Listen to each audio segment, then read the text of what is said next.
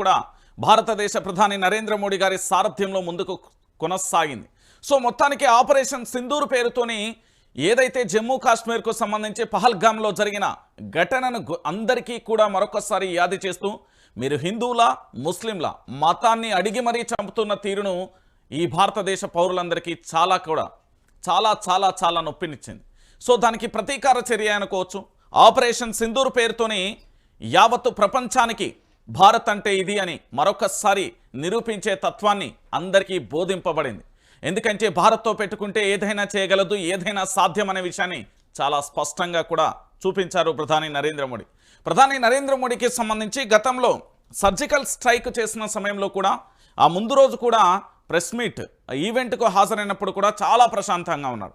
అదేవిధంగా యావత్తు భారతదేశ వ్యాప్తంగా కూడా మాక్ డ్రిల్ అంటూ ప్రజలందరినీ ఇటువైపు మలిచి చాలా ప్రశాంతంగా ప్రెస్ మీట్ ఈవెంట్కి అటెండ్ అయిన తర్వాత ఒక్కసారిగా అర్ధరాత్రి మిసైళ్ళు ఏ విధంగా పూర్తి స్థాయిలో పనిచేసాయో మనందరం కూడా చూసాం.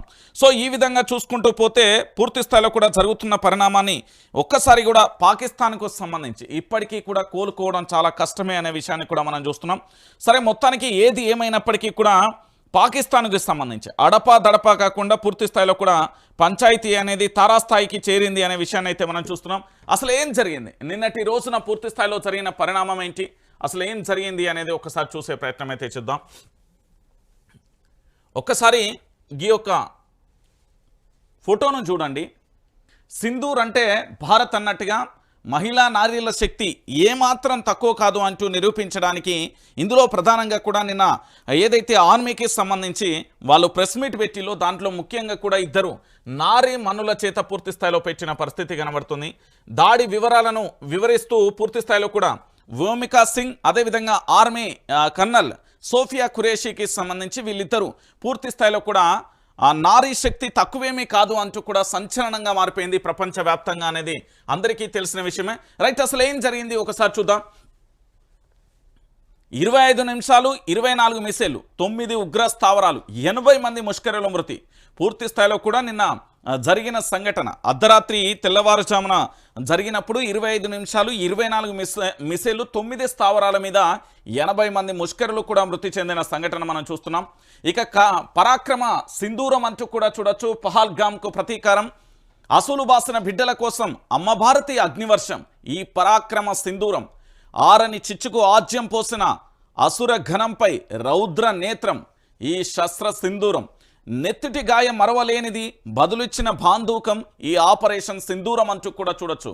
పాక్ ఉగ్రమూకలపై నిప్పులు కురిపించిన భారత సైన్యం, 9 స్థావరాలు నేలమట్టం, 80 మంది టెర్రరిస్టుల హతం. మంగళవారం అర్ధరాత్రి తర్వాత ఆపరేషన్ సింధూర్ క్షిపణుల మెరుపుల దాడులు సరిహద్దుల నుంచి 90 కిలోమీటర్ల వరకు పాక్ భూభాగాలలో చొచ్చుకెళ్లి మరీ కూడా బద్లా అంటూ కూడా చూడొచ్చు. 25 నిమిషాలలో 24 స్ట్రైక్స్, దాంతోపాటు 1971 తర్వాత త్రివిధ దళాల సంయుక్త ఆపరేషన్ అంటూ కూడా చూస్తున్న పరిస్థితి కనబడుతుంది. ఇక మొత్తానికి నిన్న పాకిస్తాన్లో ఏం జరిగింది? వికలమైన టెర్రరిస్ట్ క్యాంపులు, ఉక్కిరి బిక్కిరైన పాకిస్తాన్ ప్రభుత్వం, ముష్కర్లకు సరైన గుణపాఠం, పహల్గామ్ మృతుల కుటుంబాలకు హర్షం.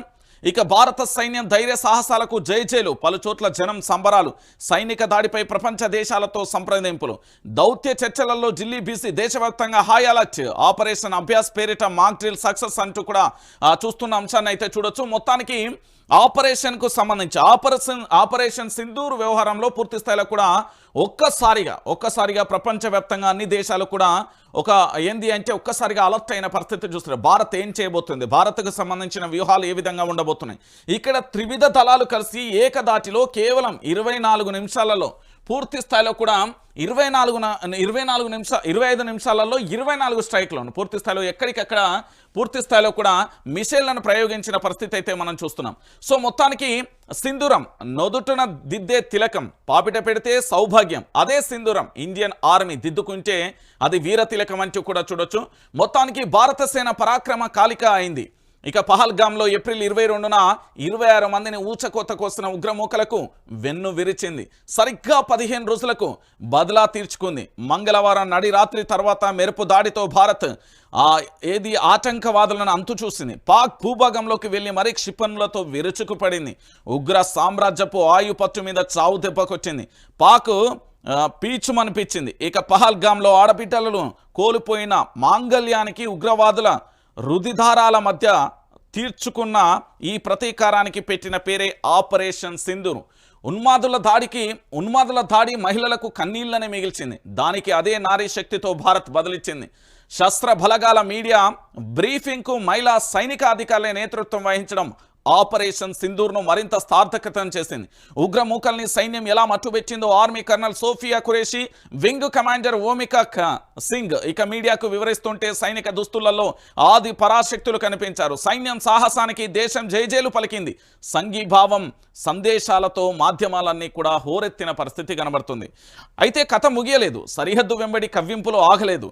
సహనం నశిస్తే సమరానికైనా సిద్ధమేనంటుంది భారత్. ఇక పిక్చర్ అభి బాకీ హే అంటూ కథనాలు పూర్తి స్థాయిలో కూడా వెలువడుతున్న పరిస్థితి అయితే చూస్తాం.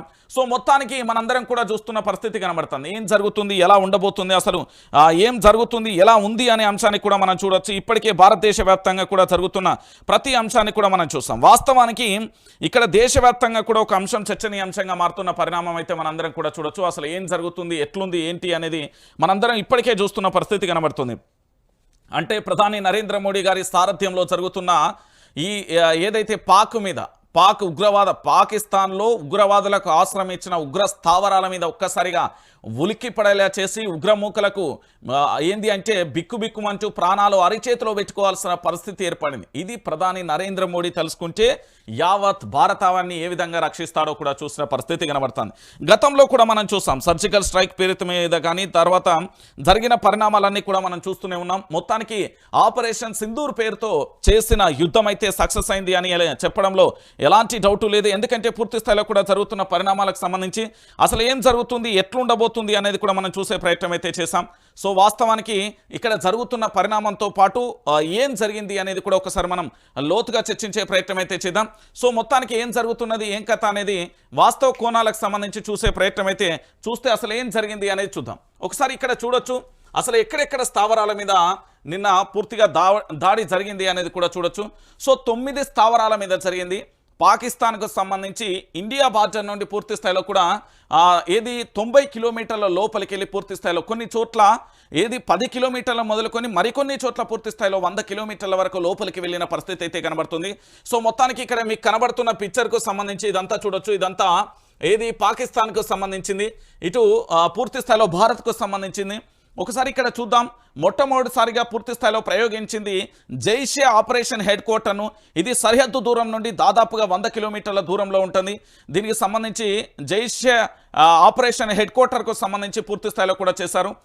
ఎక్కడికెక్కడ ఇక్కడ పీఓకే కానీ ఎల్ఓసి కానీ జమ్మూ కాశ్మీర్, కొట్లీ, బర్నాలా, సియోల్కోట్, సర్జికల్, ముర్దెక్కడ్, ఇక బహల్వాపూర్, దాంతోపాటు ముజఫరాబాద్, దాంతోపాటు పీఓకి సంబంధించి పూర్తి స్థాయిలో కూడా ఇక్కడ భారత్ చేసింది. ఒకసారి ఇక్కడ చూద్దాం. ఇక పూర్తి స్థాయిలో కూడా చూడొచ్చు జైషే ఆపరేషన్ హెడ్ క్వార్టర్ దాదాపుగా ఎంత అంటే సరిహద్దు నుంచి 100 కిలోమీటర్ల దూరంలో ఉంటుంది. ఇది మర్కజ్ సుబాన్కు సంబంధించి బహల్పూర్కు సంబంధించి ఉంటుంది. ఇగో ఇక్కడ పూర్తి స్థాయిలో కూడా చూడొచ్చు. అంటే ఇక్కడ నుంచి దాదాపుగా 100 కిలోమీటర్ల దూరానికి సంబంధించి పూర్తి స్థాయిలో కూడా మొదటి దాడి అంటే ఇక్కడ మొదటి పూర్తి స్థాయిలో కూడా దాడి జరిగింది. ఆ తర్వాత రెండోది వచ్చేసి మర్కజ్ తాహిబా అంటే ముష్కర్ది, ఇది లష్కరే తోబాయ్ క్యాంపు కార్యాలయానికి సంబంధించింది. ఇది సరిహద్దు ప్రాంతం నుండి కేవలం 30 కిలోమీటర్లే ఉంటుంది.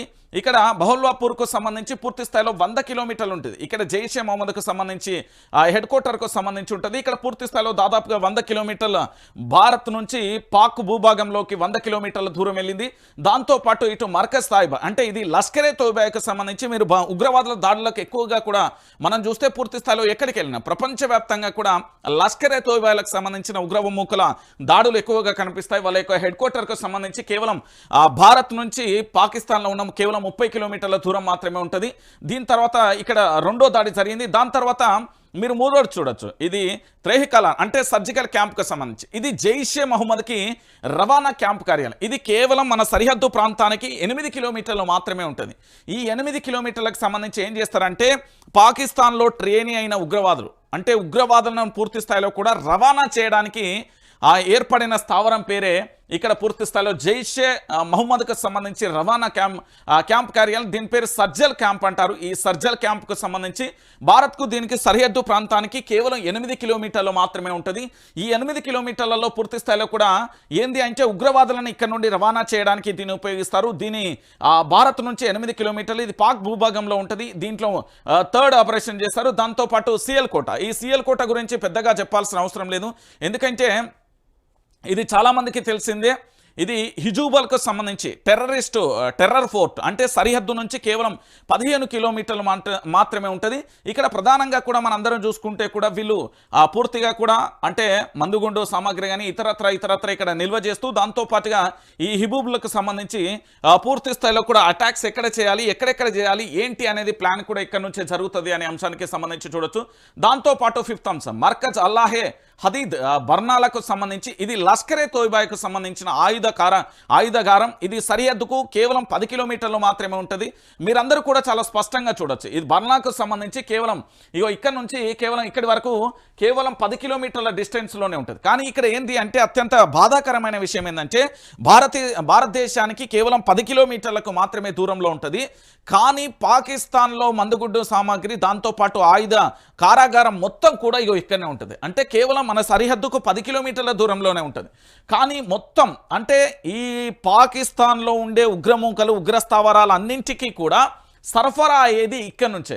అందుకే ఈ బర్నాలకు సంబంధించి ఇక్కడ లష్కరే తోయబాకు సంబంధించి ఈ లష్కరే తాయిబాన్లకు సంబంధించి పూర్తి స్థాయిలో కేవలం 10 కిలోమీటర్లే ఉంటుంది.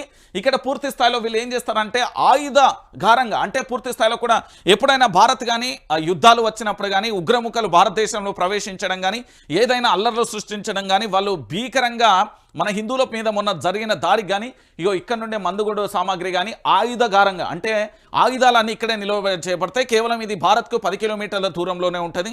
అంటే పాకిస్తాన్ ఉగ్రవాదులకు, ఉగ్రమూకలకు ఏ విధంగా ఆశ్రయం కల్పిస్తుంది, వాళ్ళని ఏ విధంగా పెంచి పోషిస్తుంది అనేది కూడా మనం చూస్తున్నాం. ఇక దాంతో పాటుగా నెక్స్ట్ 6th వన్ ఏంటి అంటే అంటే 25 నిమిషాలలో 24 మిసైన్లు ప్రయోగించారు. దాంట్లో 6వది మర్కజ్ అబ్బాస్, ఇది కొట్లీ ప్రాంతానికి సంబంధించింది. ఇక్కడ జైషే బాబర్కు సంబంధించిన క్యాంప్ ఉంటుంది. ఇది మన భారత్ నుంచి కేవలం 35 కిలోమీటర్ల డిస్టెన్స్లో ఉంటుంది. ఇక్కడ ప్రధానంగా కూడా మీరు కొన్ని అంటే పేరు పొందిన దేశాలు కావచ్చు, ఇతరత్ర ఎక్కడైనా చూసినప్పుడు ఇది మా పని అంటూ కూడా జైషే మహమ్మద్ అంటూ కూడా వీళ్ళు చెప్తారు కదా, జైషే బాబర్కు సంబంధించిన క్యాంప్. ఇక్కడ ప్రధానమైన హెడ్ క్వార్టర్ ఇది. ఇక్కడ నుండే అన్ని రకాలుగా కూడా ఉగ్రవాదులకు సంబంధించి సలహాలు సూచనలతో పాటు పూర్తి స్థాయిలో కూడా మ్యాపింగ్ జరుగుతుంది. ఏ విధంగా చేయాలి, ఎప్పుడెప్పుడు చేయాలి. ఎక్కువగా కూడా వీళ్ళు జనావాసం ఎక్కువగా ఉన్నది, అంటే బస్ స్టాండ్లు కానీ రైల్వే స్టేషన్లు కానీ ఇతరత్ర ప్రాంతాలలో గతంలో వీళ్ళు ఉగ్రదాడులు చేసిన పరిస్థితి కూడా మనం చూసాం.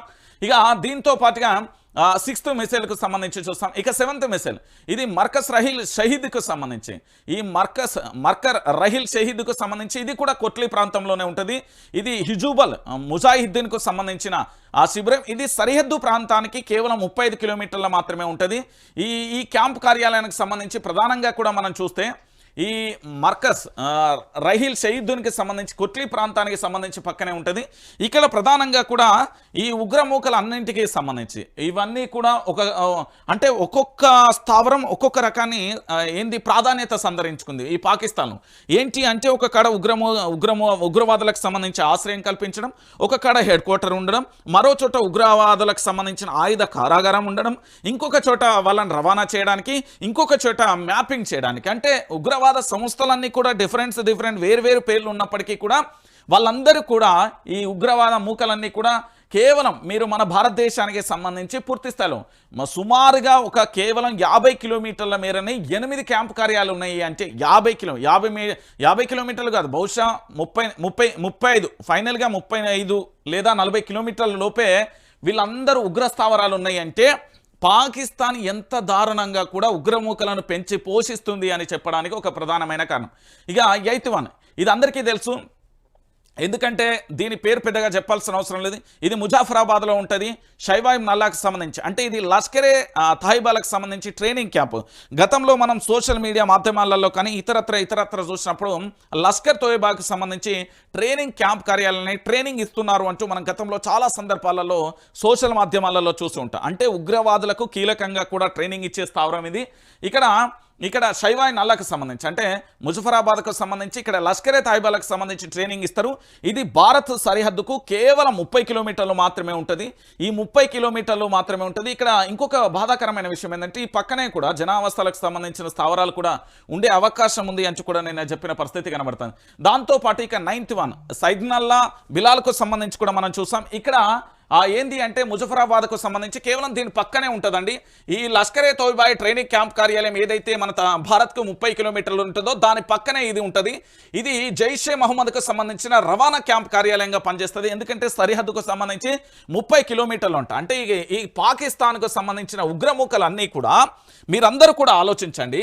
ఒక్కసారి ఈ భారతదేశంలో ఉన్న ప్రతి పౌరుడు కూడా ఆలోచించాల్సిన విషయం ఏంటంటే మీరు ఏ క్యాంపు కార్యాలయానికి చూసినా ఒక్క క్యాంపు కార్యాలయం తప్ప మిగతా అన్నీ కూడా దాదాపుగా మనం ఎంత లేదనుకున్నా కూడా అన్నీ 35 కిలోమీటర్ల లోపే ఉన్నాయండి. దాదాపుగా ఈ ఉగ్ర స్థావరాలన్నీ భారత్ సరిహద్దు ప్రాంతాలలో కేవలం 35 కిలోమీటర్ల డిస్టెన్స్లో మాత్రమే. ఒకటి ఏంది అంటే ఇది జైషే ఆపరేషన్ హెడ్ క్వార్టర్ ఏదైతే ఉందో ఇది మాత్రమే 100 కిలోమీటర్లు ఉంది. ఇది ప్రధానంగా కూడా పాకిస్తాన్కు అత్యంత నమ్మకంగా లేదా ఇతర దేశాలకు సంబంధించి ఏదైనా దాడి జరగాలన్నప్పుడు ప్రధానంగా కూడా ఉంటుంది. హెడ్ క్వార్టర్ భారత్ సరిహద్దు నుండి పాకిస్తాన్కు 100 కిలోమీటర్లు ఉంటుంది. ఇది ఒక్కటి మాత్రమే భారత్కు పాకిస్తాన్కు 100 కిలోమీటర్లు. ఇక మిగతా అన్ని మనం అంచనా వేద్దాం. ఇక్కడ మర్కజ్ తాయిబాకు సంబంధించి 30 కిలోమీటర్లే. ఇంకా దారుణమైన విషయం ఏంటంటే ఈ తెహ్రా కలాన్కు సంబంధించి దీన్ని సర్జల్ క్యాంప్ అంటారు కదా, ఇది మాత్రం ఎంత దారుణం అంటే కేవలం 8 కిలోమీటర్లు మాత్రమే ఉంటుంది భారత్కు. వీళ్ళు జైషే మహమ్మద్కి సంబంధించి రవాణా క్యాంప్ కార్యాలయం చేస్తారు. కేవలం 8 కిలోమీటర్ల దూరంలో ఉగ్రవాద సంస్థలను పెంచి పోషిస్తుంది అని చెప్పడానికి ఒక సజీవమైన సాక్ష్యం. ఇంకా దారుణమైన విషయం ఏంటంటే ఇది హిబ్బల్కు సంబంధించిన టెర్రరిస్ట్ ఫోర్ట్ ఏదైతే ఉందో నిల్వ చేస్తారు కదా ఉగ్రవాదులను వీళ్ళందరికీ, ఇది 15 కిలోమీటర్లే. దాంతోపాటు లష్కరే తోయిబా ఆయుధ కర్మాగారం ఉంది కదా, ఇది భారత్కు కేవలం 10 కిలోమీటర్లు. మొట్టమొదటిగా ఉగ్రవాదులను రవాణా చేయాలి. దాని తర్వాత ఫస్ట్ మ్యాపింగ్ చేస్తారు. ఎక్కడ నుండి జైషే మహమ్మద్కి సంబంధించి మ్యాపింగ్ చేస్తారు. దాని తర్వాత ఇంకో ఉగ్రవాద సంస్థకు సంబంధించి ఆ 10 కిలోమీటర్ల డిస్టెన్స్ ఆయుధ కర్మాగారం ఉంటుంది. ఇంకో డిస్టెన్స్లో భారత్కు సరిహద్దు పాకిస్తాన్కు మధ్య 8 కిలోమీటర్ల డిస్టెన్స్లోనే వీళ్ళకి సంబంధించి రవాణా చేయడానికి ఏర్పాటు చేసుకున్నాయి. ఇక దారుణం ఏంది, జైషే బాబర్ క్యాంప్కు సంబంధించి 35 కిలోమీటర్లు, ఇదేంది మజూదరీన్కు సంబంధించి 35 కిలోమీటర్లు, ఆ ట్రైనింగ్ క్యాంప్ కార్యాలయం లష్కరే తోయిబాకి సంబంధించి 30 కిలోమీటర్లు. దాంతోపాటుగా మరొక క్యాంప్ కార్యాలయం కూడా పూర్తి స్థాయిలో కూడా 30 కిలోమీటర్లు. అంటే పూర్తి స్థాయిలో కూడా ఇక్కడ జైషే ఆపరేషన్కు సంబంధించిన హెడ్ క్వార్టర్ మాత్రమే భారత్ భూభాగానికి 100 కిలోమీటర్లు ఉన్నాయి. మిగతా అన్నీ కూడా ఉగ్రవాద సంస్థలన్నీ కూడా కేవలం 35 కిలోమీటర్ల లోపు మాత్రమే స్పష్టంగా ఉన్న పరిస్థితి కనబడుతుంది. ఇక్కడ విషయం ఏంటంటే ఇప్పుడు మీకు కనబడుతున్న ఈ మ్యాప్ ఏదైతే ఉందో ఈ మ్యాప్కు సంబంధించి మనందరం ఒక్కసారి చూసే ప్రయత్నం చేస్తే ఇక్కడ సంచలనమైన విషయాలు ఒకసారి చూడండి. భారత్ సరిహద్దు వెంట పాకిస్తాన్కు సంబంధించిన ఆర్మీ ఉండడం ఒక రకంగా మనం చర్చించి, ఎందుకంటే భారత భూభాగం పాకిస్తాన్లోకైనా పాకిస్తాన్లో భారత్కు రాకుండా ఉండాల్సిన పరిస్థితి కనబడుతుంది. ఇది భారత సరిహద్దుకు సంబంధించి పూర్తి స్థాయిలో కూడా మనం చూస్తున్న పరిస్థితి కనబడుతుంది. కానీ విషయాన్ని ఒకసారి చూడండి, ఎక్కడైనా ఏదైనా ఒక దేశానికి సంబంధించి సరిహద్దు ప్రాంతంలో త్రివిధ దళాలు ఉంటాయి. నేవీ కానీ ఆర్మీ కానీ లేకపోతే త్రివిధ దళాలకు సంబంధించి ఉండడం సర్వసాధారణం. ఎందుకంటే ఆ దేశ రక్షణ కోసం కావచ్చు, ఆ దేశానికి సంబంధించి భూభాగా రక్షించుకోవడానికి కావచ్చు, లేదా ఆ దేశానికి సంబంధించి రక్షణ సరిహద్దులలో ఉండడం అనేది సర్వసాధారణంగా చూస్తాం. కానీ ఇక్కడ బాధాకరమైన విషయం ఏంటంటే మన భారత్ సరిహద్దు ప్రాంతాలలో దాదాపుగా ఆ 9 స్థావరాలు కూడా ఉగ్ర స్థావరాలే ఉన్నాయి. ఇందులో ప్రధానంగా కూడా 8 స్థావరాలు కేవలం ఏంది అంటే 35 కిలోమీటర్ల డిస్టెన్స్లో. ఇంకా దారుణమైన విషయం ఏంటంటే ఇందులో 4 క్యాంప్ కార్యాలయాలు కేవలం 10, 20, 8 కిలోమీటర్ల దూరంలో మాత్రమే. ఒకటి 10 కిలోమీటర్ల దూరంలో ఉంది, ఒకటి 15 కిలోమీటర్ల దూరంలో ఉంది. మరో క్యాంప్ కార్యాలయానికి సంబంధించి 3 కూడా, ఇక్కడ 3 కూడా ఈ క్యాంప్ కార్యాలయాలన్నీ కూడా ఉగ్రవాదులకు సంబంధించి భారత్కు కేవలం 10 కిలోమీటర్ల డిస్టెన్స్లో ఉన్నాయి. జైషే మహమ్మద్ రవాణా క్యాంప్ కార్యాలయం కానీ, హిబ్బల్ టెర్రరిస్ట్ ఫోర్ట్ కానీ, దాంతోపాటు మర్కజ్ అల్లాహే హదీద్కు సంబంధించి బర్నాలా కావచ్చు, ఈ 3 పూర్తి స్థాయిలో భారత్కు కేవలం 15 కిలోమీటర్లు, 10 కిలోమీటర్లు, 8 కిలోమీటర్లు, 15 కిలోమీటర్లు. ఎంత దారుణమైన విషయం అంటే పాకిస్తాన్కి సంబంధించిన ఉగ్రమూకలు ఉగ్రవాదులకు సంబంధించి కీలకంగా భారత్పై ఎప్పుడైనా పాకిస్తాన్కి సంబంధించి ఉద్యమం చేయాల్సి వచ్చినా లేదా ఇతర కవ్వింపు చర్యలకు పాల్పడితే ఇక్కడ భారత దేశానికి సంబంధించిన ఆర్మీకి సంబంధించిన త్రివిధ దళాలు ఇక్కడ పనిచేస్తే ఇక్కడ పాకిస్తాన్ రక్షణ కోసం పాకిస్తాన్కు సంబంధించి ఇతర దేశాలను బెదిరించడానికి భయభ్రాంతులకు గురి చేయడానికి అనేక రకాలుగా ఉగ్ర స్థావరాలను పెంచి పోషిస్తుంది అని చెప్పడానికి ఇది ఒక సజీవమైన సాక్ష్యం. ఎందుకంటే భారత్కు పాకిస్తాన్కు సంబంధించి పదే పదే పంచాయతీ వస్తుంది. భారత్ పాకిస్తాన్కు సంబంధించి ఏంది అంటే భారత్లో ఉగ్రవాదుల కాల్పులు, భారత్లో ఉగ్రవాదుల చొరబాటు, భారత్కు సంబంధించి ఇట్లా మనం హెడ్లైన్స్కి సంబంధించి మీడియాలలో చాలా కథనాలు చూస్తూ ఉంటాం. ఎన్ని కిలోమీటర్ల దూరం ఉందండి? ఇంత దారుణమైన విషయం ఏంటంటే మళ్ళీ ఈ భారత్కు సంబంధించిన సరిహద్దు ప్రాంతాలు ఏవైతే ఉన్నాయో ఈ సరిహద్దు ప్రాంతాలలో ఉండే వాళ్ళందరూ కూడా ఇక్కడ ఉండే కొంతమంది ముస్లింలు, నేను అందరినీ అనట్లేదు, కొంతమంది ముస్లింలు కూడా ఈ ఉగ్రవాదులకు సానుభూతి పర్లే, వీళ్ళందరినీ కూడా ఇందులోకి పంపించే ప్రయత్నం చేస్తారు. వీళ్ళందరూ కూడా సానుభూతి పర్లే, వీళ్ళందరూ కూడా ఇందులోకి అంటే మన భారత్లో చొరబాటు చేయడానికి మన ఆర్మీని కళ్ళను గప్పి పూర్తి స్థాయిలో చొరబాటు చేయడానికి ఇక్కడ ఉండే సానుభూతి పర్లే వీళ్ళ కోసం పనిచేస్తారు. అంటే ఇక్కడ పూర్తి స్థాయిలో చూడండి ఎంత అంటే ఉఫుమని ఊదితే పోయే పాకిస్తాన్కు సంబంధించి మన మీద ఎలాంటి కవ్వింపు చర్యలకు మన చుట్టూ కూడా వాళ్ళ ఆర్మీకి సంబంధించి బందోబస్తు లేదు, మొత్తం కూడా ఉగ్రవాద స్థావరాలే ఉన్నాయి. ఎన్ని ఉగ్రవాద స్థావరాలని ఇప్పటికే మనం చూసాం కదా. ఒకసారి మళ్ళీ చూడండి, 9 ఉగ్రవాద స్థావరాలలో ఒక్క స్థావరం మాత్రం జైషే ఆపరేషన్ హెడ్ క్వార్టర్ మాత్రమే, ఇది మర్కజ్ సుబాన్ అంటే బహుల్వాపూర్కు సంబంధించి ఇది ఒక్కటి మాత్రమే భారత్కు 100 కిలోమీటర్ల డిస్టెన్స్లో ఉన్నాయి. మిగతా అన్ని 8 కిలోమీటర్ల డిస్టెన్స్లో ఉన్నది జైషే మహమ్మద్ రవాణా క్యాంప్ కార్యాలయం, కానీ దాంతోపాటు హిబ్బల్ టెర్రరిస్ట్ పోర్టుకు సంబంధించి 15 కిలోమీటర్లు, దాంతోపాటు లష్కరే తోయబాయ్కి సంబంధించి ఇది ఆయుధ కర్మాగారం. దారుణం ఏంటంటే మన భారత్కు అతి సమీపంలో 10 కిలోమీటర్ల డిస్టెన్స్లో పాకిస్తాన్లో ఉన్న ఉగ్రవాద సంస్థలన్నింటికీ కావాల్సిన ఏవైతే ఆయుధాలు, మందుగుండు సామాగ్రి ఉందో అదంతా మన 10 కిలోమీటర్ల దూరంలో డంప్ చేసి పెట్టి ఇక్కడ ఉగ్రవాద స్థావరం. ఇప్పుడు భారత్ ఇందులో చేసిన తప్పేంటి? భారత్ ఏం తప్పు చేసిందండి? భారత్ ఏం చేసింది? ప్రపంచవ్యాప్తంగా ఉగ్రవాదులకు సంబంధించి అణిసివేసే ప్రయత్నం చేస్తున్నాం. ఉగ్రవాద నిర్మూలన కోసం పూర్తి స్థాయిలో ఐక్యరాజ్య సమితి కానీ గతంలో పిలుపునిచ్చిన పరిస్థితి, గతంలో శాంతియుత చర్చలకు కానీ ఇతరత్ర దేశాలకు సంబంధించి ఇప్పుడు రష్యా, ఉక్రెయిన్ కానీ ఇతరత్ర యుద్ధాలు కొనసాగుతున్నాయి కదా, అవంటే భూభాగాలకు సంబంధించి జరుగుతున్నాయి. ఇక్కడ పూర్తి స్థాయిలో ఉగ్రవాద స్థావరాలు ఏవైతే ఉన్నాయో పాకిస్తాన్లో ఉగ్రమూకలను, అల్లరి మూకలను పెంచి పోషిస్తున్నారు కాబట్టి భారత్ ప్రతీకార చర్య చేపట్టింది. ఆపరేషన్ సింధూర్ పేరుతో ఎందుకు చేసింది అంటే ప్రధానంగా కూడా ఇక్కడ ఇద్దరు అంటే వాళ్ళ భార్యాభర్త కానీ వాళ్ళ కుటుంబ సభ్యులు జమ్మూ కాశ్మీర్కు సంబంధించి పహల్గామ్కు సంబంధించి పర్యాటక కేంద్రంలోకి వెళ్తే నీది హిందూ మతమా లేదా ముస్లిం అయితే అని పాయింట్ ఇప్పిపెట్టి నీది ఏది చూపెట్టమంటుర్రట. నువ్వు హిందూ అంటే ఏది అని చెప్పేసి ఇక్కడ గన్ను పెట్టి కాల్ చేసిన పరిస్థితి కనబడుతుంది. అంటే మతాన్ని అడిగి చంపిన ఈ కుక్కలను అంతకంటే దారుణంగా చంపకపోతే ఇంకేం చేయాలి? ఇంకొక ఘోరమైన విషయం ఏంటంటే సరే మొత్తానికి భారతదేశానికి సంబంధించిన ప్రధాని నరేంద్ర మోడీ సారథ్యంలో, ఇక్కడ రక్షణ శాఖకు సంబంధించి రాజ్నాథ్ సింగ్ సారథ్యంలో, హోంమంత్రి అమిత్ షాకు సంబంధించిన సారథ్యంలో త్రివిధ దళాలు అద్భుతంగా పనిచేశాయి. పాకిస్తాన్ మీద 25 నిమిషాలలో 24 మిస్సైళ్లు ప్రయోగించి విజయవంతంగా కూడా తిరిగి మన భూభాగానికి చేరుకున్నారు. వాళ్ళు ఎన్ని రకాలుగా ప్రయోగాలు చేసినా అన్నింటినీ కట్టడి చేసే ప్రయత్నం చేసింది భారత్కు అన్ని రకాల శక్తి సామర్థ్యాలు ఉన్నది అనేది వాస్తవమైన విషయం. అక్కడ అదే పాకిస్తాన్కు సంబంధించి వెల్లురి చిన్న పోరడు, చిన్న పిల్లగాలు, వాళ్ళు 8 సంవత్సరాలు, 6 సంవత్సరాలు, 11 సంవత్సరం, 14 సంవత్సరాలు, 18 సంవత్సరాలు నిండని ఏది పాకిస్తాన్కు సంబంధించిన పిల్లగాళ్ళు భారత్ను దుష్మన్ అంటూ అక్కడ జాతీయ మీడియాలో మాట్లాడుతున్న విషయాన్ని చూస్తారు. ఇక ఇందులో ఇంకో ఘోరమైన విషయం ఏంటంటే ఇప్పుడు సైనిక దాడి అయితే జరిగింది. ఏంది?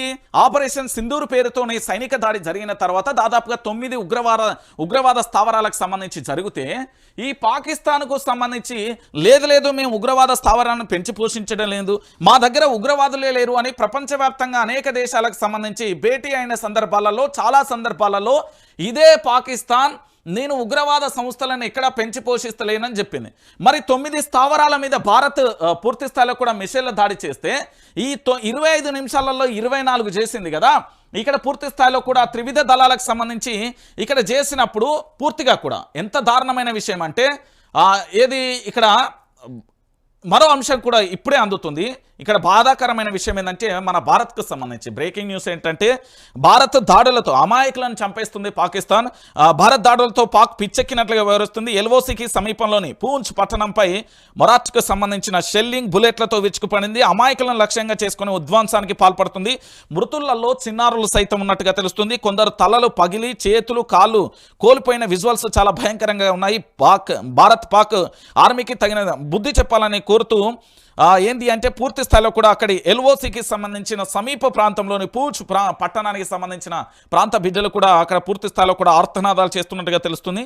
నిన్న 25 నిమిషాలలో 24 స్ట్రైక్స్ చేసిలు కదా. ఇప్పుడు ప్రజెంట్ రైట్ నౌ మన భారత సరిహద్దుకు సంబంధించిన పూంచ్ సంబంధించిన సరిహద్దు ప్రాంతం ఉంది కదా, అక్కడ అమాయకులను బలి చేసుకుని అమాయకుల మీద ఈ పాకిస్తాన్కు సంబంధించి పిచ్చెక్కినట్టుగా వివరిస్తున్నారు అనేది ప్రధానంగా కూడా అందుతున్న అంశాన్ని మనం చూస్తున్నాం. ఇక దాంతోపాటుగా మీ అందరికీ తెలిసిన విషయమే ఇక్కడ ఇంకొక ఘోరమైన విషయం ఏంది అంటే మీరందరూ ఏమనుకున్నారు, ఇక్కడ పూర్తి స్థాయిలో కూడా పాక్ ఉగ్రమూకలకు సంబంధించి మల్లలు ఏంది అంటే మట్టుబెట్టే ప్రయత్నం జరిగింది, రకరకాలుగా జరిగింది అని చూసే ప్రయత్నం చేశారు. కానీ విషయం ఏంటంటే ఉగ్రవాదులకు పాకిస్తాన్ ఎంత దారుణంగా కూడా వాళ్ళని పెంచి పోషిస్తుంది, ఉగ్రవాదుల పట్ల వాళ్ళు ఎంత ప్రేమను చూపెడుతున్నారు అని చెప్పడానికి ఇదొక నిదర్శనంగా కూడా మనం చూడొచ్చు. ఎందుకంటే పూర్తిగా కూడా మీరు ఎక్కడన్నా చూడరి ఈ ఉగ్రవాదులకు సంబంధించి ఏంది అంటే ఇగో చూడరు ఉగ్రవాదులకు నివాళులు అర్పిస్తున్న ఆర్మీ, పాక్ ఆర్మీ. ఇది ఎంత ఘోరమైన విషయం అండి. వీళ్ళు ఉగ్రవాదులే ప్రపంచవ్యాప్తంగా ఐక్యరాజ్య సమితి కానీ ఇతరత్ర వేదికల మీదుగా జీసాట్ కానీ ఇతరత్ర ఏదైనా సమావేశాలు జరిగినప్పుడు ప్రపంచ దేశాలన్నీ కూడా ఇది అమెరికా కావచ్చు, రష్యన్ కావచ్చు, లేకపోతే ఏ దేశమైనా కావచ్చు, ప్రతి దేశం కూడా ఒక మాట చెప్తాయి, ఉగ్రవాదాన్ని నిర్మూలించాలనే లక్ష్యంతో పూర్తి స్థాయిలో కూడా మనం అడుగులు వేయాలి, ఉగ్రవాదాన్ని పూర్తి స్థాయిలో ప్రపంచవ్యాప్తంగా నిర్మూలన చేయాలని మనం మాట్లాడుకుంటాం. కానీ పాకిస్తాన్కు సంబంధించి వీళ్ళు ఏం చేస్తున్నారు, ఉగ్రవాదుల మృతదేహాలకు నివాళులర్పిస్తున్న పాక్ ఆర్మీ. ఇప్పుడు ఏం చేయాలి చెప్పుర్రి మీరే. ప్రధాని నరేంద్ర మోడీ గారి సారథ్యంలో 9 స్థావరాల మీద పూర్తి స్థాయిలో కూడా వాళ్ళు ఉగ్రమూకలంటూ నేషనల్ ఇంటెలిజెన్స్ ఏజెన్సీ ఎన్ఐఏకు సంబంధించి పూర్తి స్థాయిలో ఒక స్పష్టమైన ఆధారాలను పూర్తిగా కూడా వాళ్ళకి అందించిన తర్వాత ఆ ఆధారాలను బేస్ చేసుకుని త్రివిధ దళాలకు సంబంధించి పూర్తిగా కూడా అక్కడ జరుగుతున్న ఏది వాస్తవాలను తెలుసుకున్న తర్వాత ఏ సమయంలో ఎలాంటి సమయంలో దాడులు చేయాలని చేసిన తర్వాత ఈరోజు పాక్ ఆర్మీకి సంబంధించి మరొక కవ్వింపు చర్య ఏంటంటే భారత సరిహద్దు ప్రాంతంలో ఉన్న పూంచ్ కానీ లేదా ఇతరత్ర ప్రాంతాలలో కూడా అమాయకమైన ప్రజలను బలి తీసుకుంటుంది రైట్ నో ఇప్పటికీ కూడా. అయితే ఇక్కడ వీళ్ళేమో పూర్తిగా కూడా ఉగ్రవాదుల మృతదేహాలకు నివాళులర్పిస్తున్నారు. ఇక ఏది ఉగ్రవాదాన్ని పెంచి పోషించడంతో పాటు ఉగ్రవాదానికి సెల్యూట్ చేస్తున్నది అంటే ఇక ఇంతకంటే దారుణం ఇంతకంటే ఘోరం ఇంకొకటి ఉండదేమో అనేది కూడా మనం ఆలోచించాల్సిన విషయం కనబడుతుంది. ఇక్కడ మరోవైపు ఏంది అంటే భారతదేశ వ్యాప్తంగా గగనతలం మీద కేంద్రం ఆంక్షలు విధించింది. 18 విమానాశ్రయాలు తాత్కాలికంగా మూసివేసింది. 200కు పైగా కూడా విమానాలను రద్దు చేసిన పరిస్థితి అయితే కనబడుతుంది. ఎందుకంటే ఇప్పుడున్న పరిస్థితులలో హై అలర్ట్ ప్రకటించింది భారతదేశ వ్యాప్తంగా కూడా. ఎప్పుడు ఎలాంటి కవ్వింపు చర్యలకైనా పాక్ పాల్పడుతుంది. ఎందుకంటే పాక్ ఇప్పుడున్న పరిస్థితులలో కూడా అష్టదిగ్బంధనం చేసి పిచ్చెక్కిన ఒక సైకో లెక్క వ్యవహరిస్తున్న పరిస్థితి అయితే కనబడుతుంది. ఏమీ చేయలేక ఈరోజు ఉదయం కూడా పూర్తి స్థాయిలో పాక్ ఏంది అంటే భారత సరిహద్దు ప్రాంతానికి సంబంధించి అక్కడి అమాయకమైన ప్రజల మీద పడే ప్రయత్నం అయితే చేస్తుంది. దానికి ధీటుగా భారత ఆర్మీకి సంబంధించి కూడా తిప్పికొట్టే ప్రయత్నాలు కూడా చేస్తున్న పరిస్థితి కనబడుతుంది. ఏంది అంటే ఈ గగనతలానికి సంబంధించి అంటే విమానాలకు సంబంధించి రద్దు చేయడానికి కూడా ప్రధానమైన కారణాలు కూడా మనం చూస్తున్న పరిస్థితి కనబడుతుంది. సో మొత్తానికి ఇక్కడ ఏం జరిగింది, ఎంతమంది అంటే దాదాపుగా ఇప్పటి వరకు సుమారుగా కూడా 100 మంది టెర్రరిస్టులు హతమయ్యారని, దాంట్లో ప్రధానంగా కూడా 60 మంది కూడా దీర్ఘకాలికంగా కూడా 60 మంది కూడా గాయపడినట్లుగా సమాచారం అయితే అందుతున్న పరిస్థితి కనబడుతుంది. ఇగో ఎల్ఓసి వద్ద పూర్తి స్థాయిలో కూడా పాక్ సైన్యం కాల్పులు 15 మంది భారతీయులు మృతి 43 మందికి గాయాలు అంటూ కూడా చూస్తున్నాం. ఇది ఎల్ఓసి వద్ద పాక్ దాడులలో ప్రాణాలు కోల్పోయిన భారతీయులు ధ్వంసమైన వాహనాల నుంచి కూడా చూస్తున్న పరిస్థితి కనబడుతుంది. దాంతోపాటు భారత్ దాడులలో ధ్వంసమైన టెర్రరిస్ట్ క్యాంపు సర్జికల్ స్ట్రైక్ను ధృవీకరించిన పాక్ 25 మంది చనిపోయినట్టుగా బుకాయింపు అంటూ కూడా చూస్తున్న పరిస్థితి కనబడుతుంది. ఇక చెప్పురి బుద్ధి వస్తుంది ఇక పాకిస్తాన్కి, ఇంకా పాకిస్తాన్కు బుద్ధి వస్తుందా? పాకిస్తాన్కు సంబంధించి పూర్తి స్థాయిలో కూడా ఇక్కడ ఎల్ఓసి ప్రాంతంలో మన సరిహద్దు ప్రాంతానికి సంబంధించి పూర్తి స్థాయిలో మన బార్డర్లో ఉన్న గ్రామాలు అక్కడ అమాయకులైన చిన్న పిల్లలను వృద్ధులను అక్కడ పూర్తి స్థాయిలో కూడా చిన్న పిల్లలను వాళ్ళ మీద దాడి చేస్తున్నారండి. పాకిస్తాన్కు సంబంధించి పిచ్చెక్కినట్టయింది. ప్రధాని నరేంద్ర మోడీ గారి సారథ్యంలో చేసిన ఆపరేషన్ సింధూర్కు సంబంధించి అర్ధరాత్రి 1:05 దాదాపు 20 నిమిషాల పాటు 25 నిమిషాల పాటు కొనసాగింది. దాంట్లో 24 మిసైళ్లను ప్రయోగించారు. దాదాపుగా 100 మంది మరణించారు, మరో 60 మంది గాయపడ్డట్టుగా తెలుస్తుంది. మొత్తానికి ఉగ్రవాద 9 స్థావరాలు కూడా ధ్వంసమైనాయి అనేది క్లారిటీగా ఉన్న పరిస్థితి కనబడుతుంది. కానీ ఎల్ఓసి దగ్గర ఈ అమాయకమైన ప్రజలు ఏం చేశారు? ఇప్పుడు పాకిస్తాన్కు సంబంధించిన ఆర్మీ మీద మన భారతదేశ ఆర్మీ త్రివిధ దళాలు పూర్తి స్థాయిలో దాడులు చేయలేదు. పోనీ పాకిస్తాన్కి సంబంధించిన అక్కడ ఉండే ప్రజల మీద దాడులు చేయలేదు. మనం చేసింది ఏంటి? భారతదేశానికి సంబంధించి పూర్తి స్థాయిలో కూడా కేవలం ఉగ్రవాద స్థావరాలు ఉగ్రమూకల మీద మాత్రమే మనం దాడి చేశాం. మరి అలాంటప్పుడు ఉగ్రమూకల మీద దాడి చేసినప్పుడు మళ్ళీ అమాయకమైన భారత ప్రజలను ఈ విధంగా కవ్వింపు చర్యలకు పాల్పడితే ఇక భారతదేశానికి సంబంధించి ఇంకా శాంతియుతంగా ఉంటాం, మేము ఇంకా సహనం పాటిస్తామంటే ఎవరు ఉండరు కదా. పహల్గామ్కు సంబంధించిన ఏది ఘటన ఏంది? నువ్వు భారత్లో అయితే హిందువు అయితే చంపేస్తాం, ముస్లిం అయితే వదిలేస్తామనే ప్రతీకార చర్యకే కదా ఉగ్రవాద 9 స్థావరాల మీద విరుచుకుపడింది. ఇప్పుడు ఎల్ఓసికి సంబంధించిన ప్రాంతాలలో చిన్నపిల్లలు, చితకా పిల్లలు, వృద్ధులు అని చూడకుండా దారుణంగా కూడా వాళ్ళ శరీర అవయవాలన్నీ కూడా చిదిలిపోయేటట్టుగా కూడా అక్కడ దాడులు చేస్తున్నారు కదా. ఇక ఇంతకంటే దుర్మార్గం ఇంకేముంటుందండి? ఒకసారి మీరు ఆలోచించండి.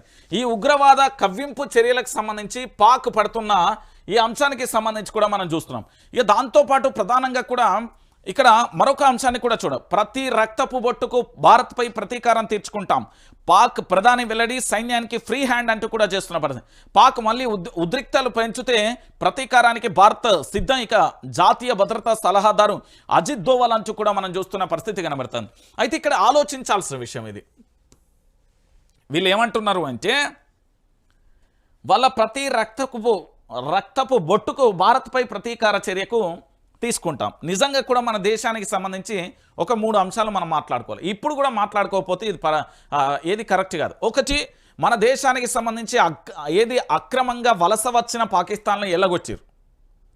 దాంతో పాటుగా ఇక్కడ ఉగ్రవాదులకు సంబంధించి కదలికలు కానీ కనబడ్డ ప్రతి ఒక్కరిని ఎన్కౌంటర్ చేస్తే లొల్లి వచ్చేది. కానీ మనం ఏం చేసినాం? వాళ్ళని తీసుకెళ్లడం, ఇన్వెస్టిగేషన్ పేరుతో జరగడం. మనకు ఉగ్రవాద ఏది ప్రపంచవ్యాప్తంగా ఎక్కడైనా ఉగ్రమూకలకు సంబంధించిన కదలికలు అంటే హైదరాబాద్ పేరు సాధారణంగా వినబడుతుంది, మీ అందరికీ తెలిసిన విషయం ఇది. దాంతోపాటు పూర్తి స్థాయిలో కూడా ఈ ఉగ్రవాదులకు సంబంధించి ఎక్కడికి వెళ్ళినా కూడా ఉగ్రవాదులను అంతం చేయడమే లక్ష్యంగా ప్రపంచ దేశాలన్నీ కూడా కట్టుబడి ఉన్నప్పుడు వీళ్ళు ప్రతి రక్తపు బొట్టు వీళ్ళని ఏం చేసినాం? మనం పాకిస్తాన్కి వెళ్ళి నువ్వు హిందువా, నువ్వు ముస్లిమా అని చెప్పేసి అక్కడికి వెళ్ళామన్నా చంపినావు. మనం చేసింది ఏంది? జమ్మూ కాశ్మీర్ పర్యాటక ప్రాంతంలో మన దేశ పౌరులు పూర్తి స్థాయిలో అక్కడ ఏంది అంటే అక్కడ చూడడానికి వెళ్ళిన ప్రాంతంలో హిందూ ముస్లిం అంటూ అడుగుతూ చంపేస్తే అది తప్ప వీళ్ళట ఉగ్రవాద స్థావరాల మీద దాడి చేస్తే ప్రతి రక్తపు బొట్టుకు మళ్ళీ ఈ సన్నాసులట తిరిగి చెప్తారట, జవాబు చెప్తారట ఈ సన్నాసులు. భారత ఆర్మీ పవర్ ఏంటో తెలుసా వీళ్ళకు? ఇప్పటికే పిచ్చి కుక్క లెక్క పిచ్చి గొర్రె లెక్క కొట్టుకుంటాలు, మళ్ళీ పూర్తి స్థాయిలో కూడా చేస్తాయి. ఏం లేదండి, ఆ పాకిస్తాన్ సరిహద్దు ప్రాంతాలలో ఉన్నాయి కదా, ఆ ఏదైతే బార్డర్ ప్రాంతాలలో పూర్తి స్థాయిలో అమాయకమైన ప్రజల జీవితాలతో ఆడుకుంటున్నారు తప్ప అంత మించి వీళ్ళు పీకేది ఏమీ లేదు. ఇది ఓపెన్ సీక్రెట్, ఏం లేదు. కానీ ఇక్కడ పూర్తి స్థాయిలో కూడా ఏంది అంటే ఆ సరిహద్దు గ్రామాలు ఏవైతే ఉన్నాయో భారత్ పాకిస్తాన్కు సంబంధించి మనం ఇంతకుముందు చూసినట్టుగా ఇక్కడ పూర్తి స్థాయిలో కూడా చూడరి. ఇదంతా మంగళవారం అర్ధరాత్రి తర్వాత ఆపరేషన్ సింధూర్ పేరిట భారత సైన్యం మెరుపుదాటిలో ధ్వంసమైన ముజాఫరాబాద్కు సంబంధించిన ఉగ్ర స్థావరాలకు సంబంధించి ఇవన్నీ కూడా ఖతమైపోయినాయి. వాటన్నిటికీ సంబంధించి కూడా మనం చూస్తున్నాం. ఇక